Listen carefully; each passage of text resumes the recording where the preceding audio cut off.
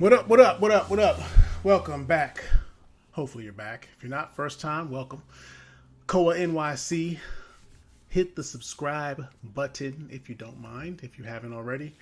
You ain't gotta like shit until you feel like you like shit. How about that? Let's switch that up. Aubrey. Aubrey Graham. Dear Aubrey. Yeah, I want to talk about this guy for a second because we really are at a very unusual place in time in hip hop's history of 5 decades plus. It's kind of crazy. Like, I really have appreciated that dude's music over the years and still do, especially that back catalog. You know, some of the other things I still do. It's dope. It's dope. It's dope music. But I would be lying if I didn't say day by day. He's I don't know if he's doing it on purpose, just trying to burn himself to the ground, take it, ride it till the wheels fall off. Murder suicide. Can you say that? Murder suicide. Allegedly, hypothetically, whatever. You know what I mean? Like doing himself in. Like you don't know that these actions are legacy, just how you're viewed and everything. And some people are like, so no, not everybody cares about how they're viewed. Not everyone cares about how they're viewed.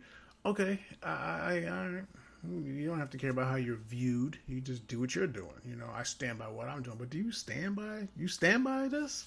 Because this is like the highest of blasphemy. Like, this cannot be God's plan. Can't be. You know what I mean? Like, it's just bonkers.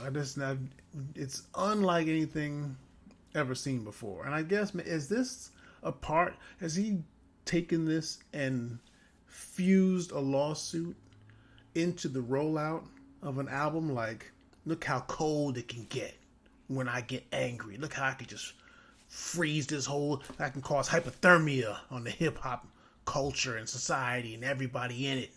You're all gonna feel the coldness of my heart. Like, is this supposed to be some kind of weird, connection to an album?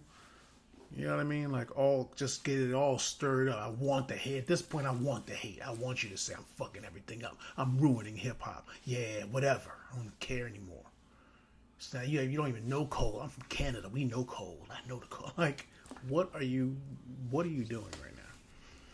I don't know. But yeah, it's just changing how I view this dude fully. Before, it was already changing. It was already like, oh, this guy. Oh, poor guy. This bum-ass motherfucker. Oh, look at him.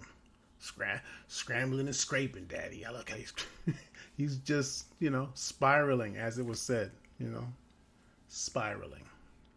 And now it's just like, now you're pissing me off. So I want to take some time to just give a brief history, because I watch a lot of reactors. I watch Screwface John, like a million and change other people. You know what I mean? But I even smaller channels, but they're very impactful. I really, Big Kish is always funny as hell. Let's get it. He's very funny. And Jalopy Bungus, and there's a few others who really I gravitate towards. But when I look at them, and most of the ones that I watch, almost all of them, I've seen maybe one or two that may be close to my age, but most of them are younger. And I just want to give this point of view. It's not a better point of view. I'm not, has nothing to do like this, putting somebody's age down for younger. That's ridiculous, actually. But it is a point of view that some of those younger dudes, because I know Jalopy, I think he mentioned he's in his 20s, you know what I'm saying? Like, Screwface Sean, he's probably a little older than he looks. He just seems like he's a little older than he looks. But he's only but so old, you know what I mean? And the reason I mention age and these people that I watch is because, like, Screwface is extremely knowledgeable. He really clearly loves hip hop to the point of being a fucking encyclopedia of information about it. Like he's pretty much anything that pops up. He's like, oh, that's from this. Oh, that's from that. Oh, that's from 2011. He's like, you know, an almanac, and he has a lot of knowledge, you know, and he knows old school hip hop. He knows all the genre, you know, all the levels of it as far as the period, the time periods. And the reason I'm mentioning this is because it's different to study hip hop from a point of view of it's already been happening since your birth. It was already in full effect, and you started listening to it when you're whatever age, 4 or 5, whatever, how old you are, and whoever was out at that time, Lil Wayne was just coming out. Oh, so I grew up on Wayne, or I grew up on this, or I grew up on, you know what I'm saying, this particular artist, or I grew up on 50, or this and that. And then eventually you, because of the internet, because of YouTube, you know, and whatever other, you know, platforms, you know, you end up studying older stuff, and Spotify and streaming services, you end up listening to older stuff, or you had an older brother and they put you on, or an older sister, or they put you on, or however you got put on to the older stuff. And you most likely, if you're really in depth hip hop person, then you absorbed it and appreciate it for what it is, and the history of it and all that good stuff, and you may put it in your playlist and all that stuff. But why am I mentioning all this? Okay, it's a lot of backstory. I mention it to say hip hop is different for me and my generation in the sense that it didn't happen as a history lesson. It didn't happen like, let's look at what they used to do back then. Oh, okay, walk this way. Okay, Run DMC. Okay, the Pioneers. Oh, okay. Got a Houdini. Friends, you know, how many? Okay, I'm studying it. From a certain generation's point of view, we actually watched and listened to it unfold in real time for the first time ever. And it's a big difference. It's like watching clips, highlights of Michael Jordan play versus Mike's coming on tonight. He's playing against the Knicks. He's playing at the Garden tonight. You know, like it's there's a slightly different. I'm not saying it's a better thing. I'm definitely not saying that. Not at all. I'm saying it is different when it's never been done before, and you're like, what the fuck is this? What are we listening to? And that's how it was for me with Rapper's Delight. Like, I owned that album. Not I went and found it on Amazon and I ordered it and now I have it. It's in my collection. No, not like that. Like, when it was freshly pressed and it was in the record store, I got this album. It's like 5 years old. I don't remember the B-side, but I remember the album, the blue cover, all that, the artwork, you know, the Sugar Hill logo, all of that. I put it on the record player with the needle carefully because I knew I could scratch the record. I knew that much because I was not 3. I wasn't 3 doing it. I was 5, 6. You know, I was like old enough to know what I'm listening to and get it and be like, wow, I like this. I don't know what it is, but I like it. Old enough to when, okay, then Run DMC, you know. So why am I saying this? I'm saying it because every time something dropped, year after year after year after year, and it got sponged into my system, it never got old for me. It never was like, all right, I get it. They're rapping with words. Like, it never was like that. It was always like, oh, EPMD, what is this? Strictly Business. Oh, what is it? Rakim, what is it? Long Live the King. Like, that album was like, it was like drugs. It was like, I cannot get enough of this. We're talking about, I'm listening to this on cassettes. There's no streaming. There's no CDs. It's cassettes and vinyl. That's it. And it's like, I'm absorbing it. And then all the errors, and all of a sudden it started to move. And that's my city. I'm there. I'm living on 140th and Riverside. I had that record. I lived in 19I, 19th floor. From my terrace, I could see Yankee Stadium. I could see the Bronx. I could see Jersey and George Washington Bridge. Like, that was my view.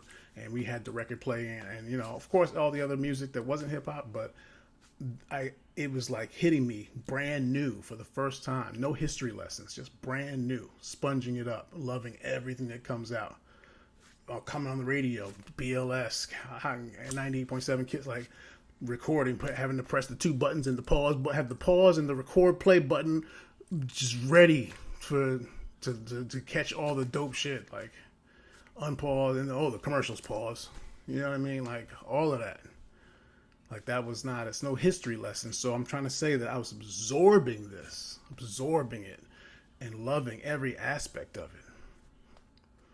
Even when it went to different places outside of New York, it's like, okay, it's spreading around. Oh, it's turning into something else. Oh, NWA, Ice-T first, but NWA and Dr. Dre and all this other stuff. Oh, Snoop Dogg. Oh, they stole it. What happened? Why? We're nothing. Why don't we have anything happening? They're all popping everywhere else. I mean, it's dope. I love it, but what about us? And then this dude comes out. He's a fucking teenager.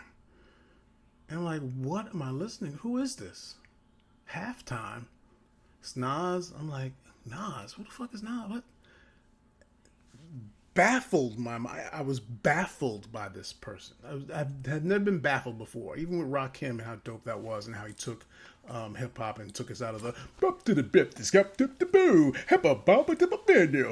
Like he ended that and was like, how about we just talk? You know what I mean? So it was like a different era because of Rakim. But Nas, obviously influenced by him, was weaving stuff. I did not comprehend what I was listening to. When his album, when Illmatic came out, not a history lesson, not, let's listen to some old shit. Like, it never had been heard before by all humans. And we were like, yo, how is he doing it? I didn't understand how he was able to do what he was doing. How he was able to storytell like that. Like, I didn't grasp how he had the ability. I was like, how is he doing that?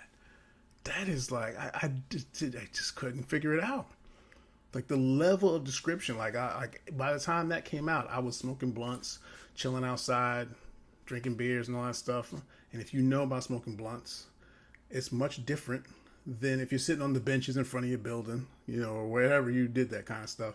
It's not like cigarette ash. Cigarette ash, when it burns, it could just burn forever. And it could just be a long ass ash until you tap it or whatever. Blunt ashes are fragile. Whether you tap them or not, they just fall down. You know what I'm saying? So if you're sitting on benches, smoking blunts night after night after night after night, all summer long or whatever, on the weekend or whenever you do that, eventually you will have blunts, ashes fall on you. It's not possible you can't avoid it. It must happen. If you're sitting down smoking blunts, eventually one day or another, that will take place. Why am I mentioning that? When I'm listening to Nas saying when I rose and wiped the blunt's ash from my clothes, I was like, how does he know how to describe our life? like this is bonkers. This dude is bonkers. We're back. Take that, West Coast. I didn't say that, but I was so happy that we had some representation. And then after that, Big comes out, and then a couple of years later, Jay comes out. So I'm just listening to all this evolution of hip hop just growing and growing. Wu-Tang, I can't even get my words right. Like, I almost forgot about that. Like, that was just another, this is ridiculous. These guys, there's too many of them. This can't work. Where's the hook? Don't need it. Like, I was like, yo, this is crazy. Like, this music, this is crazy. My dad, like, it's like so many other people's dads, use that same word, oddly enough. I've heard different stories. They all say the same word. That's a fad. It's a fad, son. Better get used to it. You better pick up that new Michael Jackson album, because it's a fad that you're listening to right there. Like, he said that, and I was like, and I would tell that to him like last week. Hey, Dad. Hey, older dad. He's like old and gray now. He's like, what? Remember you said it was a fad? Now you're asking me. He's like, oh, what's with that Lil Wayne guy? Now he's asking me about shit. You know what I mean? I was like, yeah, fad my ass. So, anyway, what's this whole entire... I've been absorbing hip-hop since the first record came out, and just nonstop until Clips, until just a moment ago, right? So you've been doing all this absorbing of the music. You've taken in the culture. I used to break dance. I used to all that stuff. I never spray painted on stuff. I never did. Well, I did. I did dabble with some DJing. Fun fact: Young Guru, was actually my next door neighbor at Howard University, and he would let me use his turntables. I had no idea he would be turning into Guru with Jay-Z, but that's fucking dope. But yeah, that was my only time playing with turntables. I used to DJ on Young Guru's turntables. Like and subscribe. Anyway, but yeah, so I really focus on the music the most. I write rhymes, like, so, but I've taken in the culture, all the slang, different, back from Stupid Fresh. Stupid Fresh. I mean, I've been, since then, like, all the slang that's come up. Yo, that's Cap. Like, and that's, okay, got it. That's the newest. That's, like, hard to keep up. But point is, I've absorbed all of this. The point. Then, when everything is going as it normally does, you got trash MCs, good ones, great ones. You got the industry versus the people. You got record deals versus, the underground. You got the normal hip hop back and forth, tug of war, ups and downs, ins and outs. And then along comes this dude and seeks to undermine, cripple, crack, destroy, shift, and change through legal procedures that which I used to take the needle and put on the record of Sugar Hill Gang's album or single. I had the single. So all of that deep-rooted, immersed experience, time after time, talking to so many I left out. Step to the Rear, Grand Poo was on the rock, like everything that I loved. Like all of it. Tribe Called Quest, Redman, all these people that I was there. I met them. I saw them down in D.C. at Howard Homecoming. Like you know what I mean? Like all this absorbed culture over all these years feels like it's getting a big kick in the fucking balls by some dude who is just upset, tantruming. You know what I mean? Legally tantruming. Be different if he was just tantruming on Twitter. Fuck battling. Battling's stupid anyway. I didn't even know fuck a battle. Who cares about battling? First of all, I don't even care about battling. Like, I'd be like, all right, look at him just tantruming through his social media. Fine.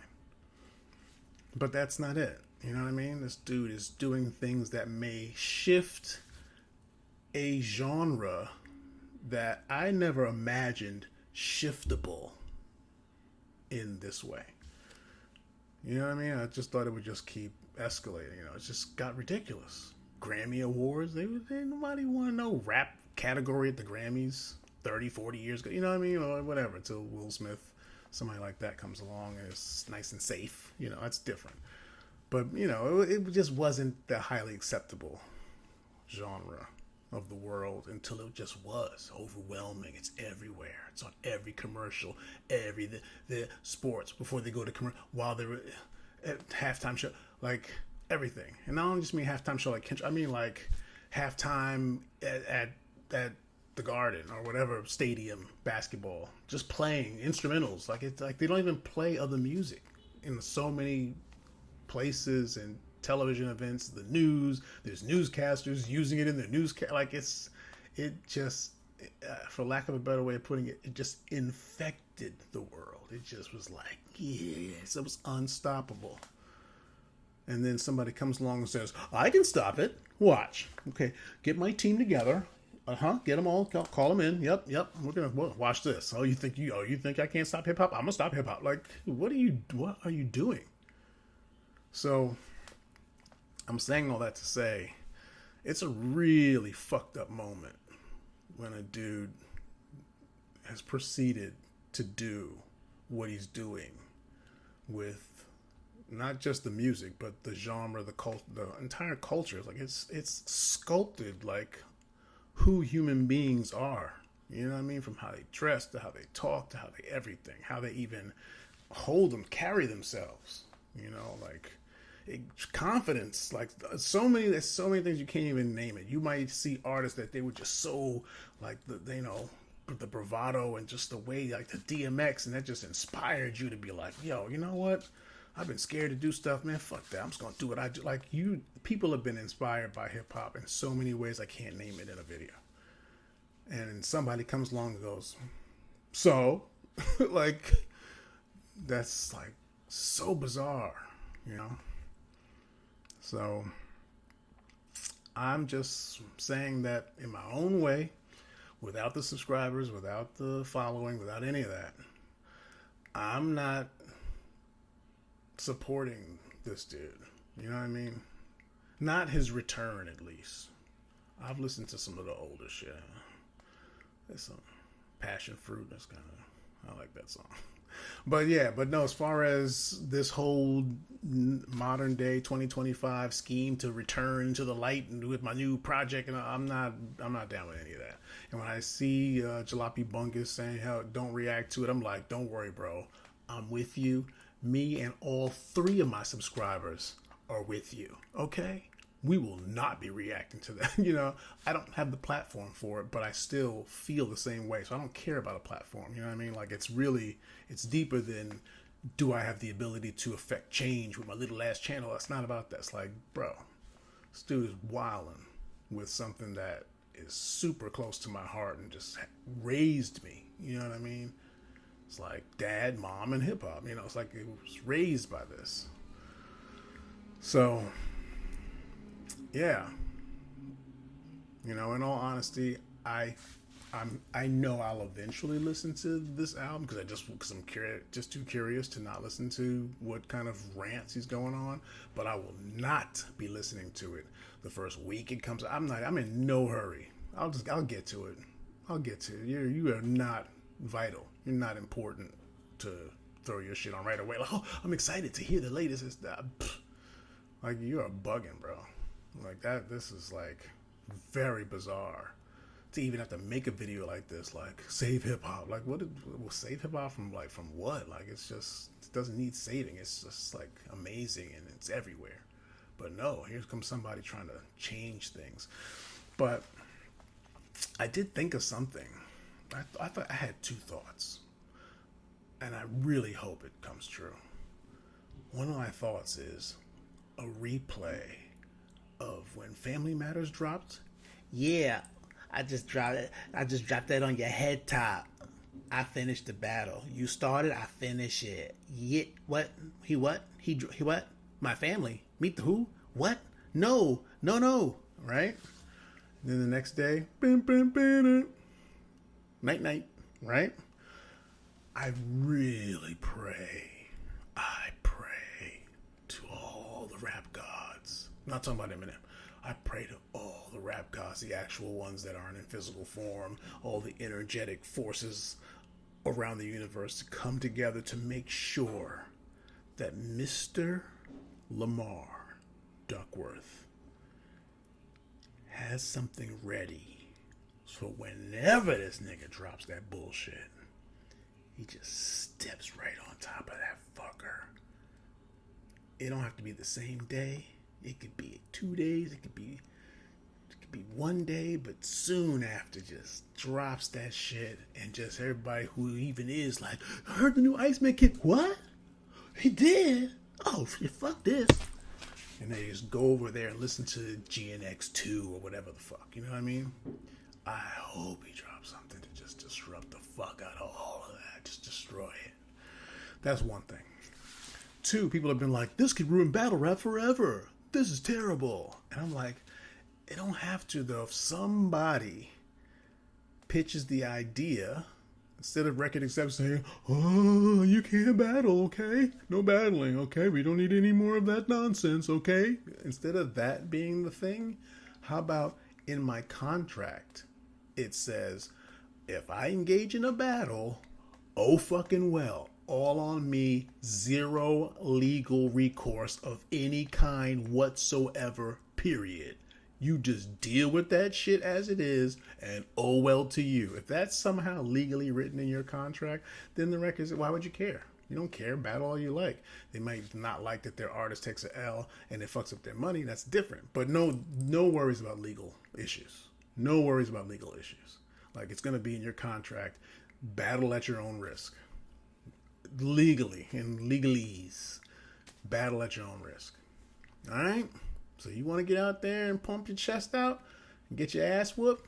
Then, good luck. You know what I mean? Like, if that's contractually in standard, then we don't have to worry about what's going to happen if you guys battle. We don't need all this repeat of the Aubrey thing. You know, we don't have to worry about that if it's legally covered. You know what I'm saying? So, anyway, longest video to date, but I had to get that off my chest because it's a really deeply ingrained history. It's not just a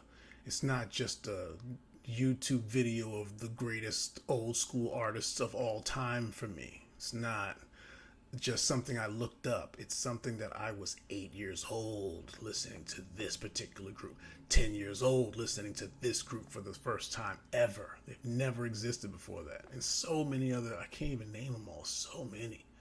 I mean, what do y'all know about, like, 3 Times Dope? Dude, EST, an unusual fellow. Dude had an afro on the side of his head. I don't know why he did that, but he still had dope music. You know what I mean? PSK. My wife only knows the remix. Touch me, tease me. She's like, that's the original. It's so great. No, she didn't say it's the original, but she thought that was the original. I was like, that comes from this. And I played PSK, Schoolie D. She was like, what the fuck is this bullshit? Like, she thought it was, I was like, bullshit. This is where they got it from. This is why they was like, oh, we got to use that. It's so dope. We got to use that and just throw some singing to it. So she only knew the singing part. Texas, you know what I mean? NYC, we knew this dude was the first gangster rapper. Not from New York, I know. I'm just saying. In New York, we knew this just came out of nowhere. Like, yo, what is this? And that bass was crazy. I heard that at a party, like in a community room in the building, where one of the speakers was my height. The speaker was my height. Doom, doom, doom, doom. What the hell does that mean? Like, the bass was phenomenal. I was like, this is the best song ever. I mean, there's only 30 songs out, but hip hop was new. It was only only 48 songs so far. This is the best one out of all 48. Like, I remember when it was all brand new, and now this dude to be stepping on all of that. I feel like he's just shitting on all of that. That's why I went so far back to say that I came up with it. Like, I feel like you're just shitting on the whole thing, proving you're not of the culture, you know, proving you've been an actor the whole time. That's what it is. And who said that? Pete Davidson? He was like, Drake's the best character ever. Like, he plays that character so well. And the way he was saying it was like he was serious. It sounded a little humorous, but he was serious about that. He was dead serious. And he was completely right. That's why, fun fact, as far as my belief, that's why I don't think it's a big deal for him to have ghostwriters. I think he's accustomed to being given his script since, you know, Degrassi and all that stuff. He's accustomed to being provided written material to perform. So it's no big deal. It's not of the culture. It's not of that cloth where he was like, no, I have to write my own rhymes. Like, this proves that I'm dope, that I'm this, that it's me, that I'm giving you my essence, who I am, and I'm showing you my skill. And he didn't come from that. He came from, I think I can make this work as a business. Trying to go from acting to this, like, I like it enough. I write stuff. Like, I think he just wrote stuff, and he was pretty good at it, you know. But he had no issues with ghostwriters because it's all the same. It didn't matter to him. It's not a thing. It didn't have importance to him. So, you know, he was always, I guess, who he was as a person, but he was just talented and he made some really dope shit, which is kind of like the R. Kelly thing. I touched on that before. It's like the R. Kelly thing. Like, do we play this at our wedding, even though he's been convicted? And, you know, you had a hard time separating the man from the music. You love the music, but this dude was peeing on children? Is that what? Maybe we will step in the name of something else besides R. Kelly's love. You know what I mean? So his music I started to not hear that so much at the barbecues and everywhere else, you know. So it happens, you know. You can ruin your legacy even if you have good music, and that's what this dude is doing. Anyway, that's it, man. I'm with Jalopy Bungus on the media blackout. Me, Koa NYC, all 3 of my subscribers, yeah, not reacting. Take that. So, yeah, I'm definitely not doing that. But I don't feel like I'm a part of a media blackout, but just on a personal note, fuck all that. I'm not in a hurry. And it is what it is. On that note, appreciate it. Hope you actually got something from this, felt something from this. Like, subscribe, all that good stuff. All right, I'm out. No, I don't know. You said it. How do I know? You said I'm funny.